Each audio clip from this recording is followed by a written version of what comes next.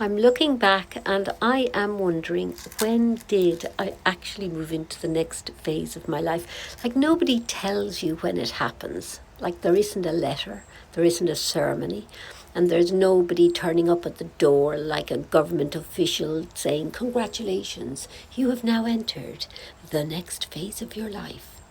But instead, life sends clues, tiny clues. They're ridiculous clues, the sort of clues that make you laugh, but you kind of look into the faraway hills and say, "Oh my goodness, okay." So as I was spreading compost around the garden recently, I realized that the garden was trying to explain aging to me for years. Perennials return every spring. Same roots, same place, same determination. But eventually the soil changes, the plant has exhausted the soil, the weather changes, the conditions change, the plant can't keep demanding the same thing from the soil, or it can adapt and thrive differently. Our bodies are a bit like that. So sometimes we just need to listen to the signals. So one of the first signals, the seat. A young person stands up on public transport and offers you their seat. You smile politely. That's a very kind gentleman. Instead, your head says, "Do I look that bad? Was I making old person's noises when I was sitting down? Have I developed the shuffle?" You spend the rest of the journey sitting in the seat you didn't want, trying to work out exactly why the person gave it to you. Signal number 2, the dolly trolley. There was a time when carrying 4 bags of compost was a matter of pride. You'd stagger across the garden like a champion weightlifter. Now I own a dolly trolley and I absolutely love it.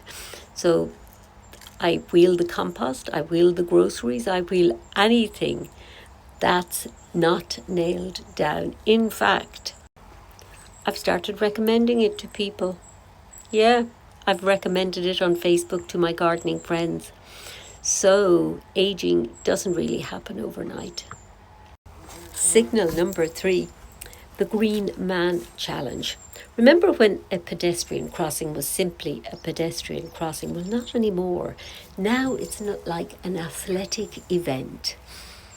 When you approach the crossing and immediately begin calculating distance to travel, time remaining, current knee condition, probability of making it before the beeping starts. Halfway across, the crossing begins to flash. The beeping starts. You're instinctively speed up. Your body refuses to participate. The crossing wins again. Signal number 4, the ad on TV. Motorists, please watch out for elderly pedestrians. I nod approvingly. Good advice, very important. But then I realize they're not talking about my parents anymore. They're actually talking about me. I sit there and I think, oh wow. Another signal, number 5, the ladies scan. Oh, what's this? Ladies, please be honest. Let's be honest. When we walk into a new shopping centre, a cafe, a theatre, go to an event, what is the first thing we do? We scan for the loos. Not consciously maybe, but automatically. Going for a meal, you haven't even looked at the menu, but you already know where the toilet is, how far away it is, whether there's a stairs involved, and what's the contingency plan. Life is different. The fog. For many of us, menopause arrives like an unexpected weather system.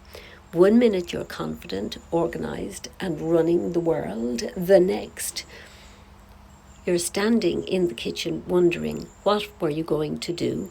You walk into another room, you pause, look around, and wonder, what was I going to do in here?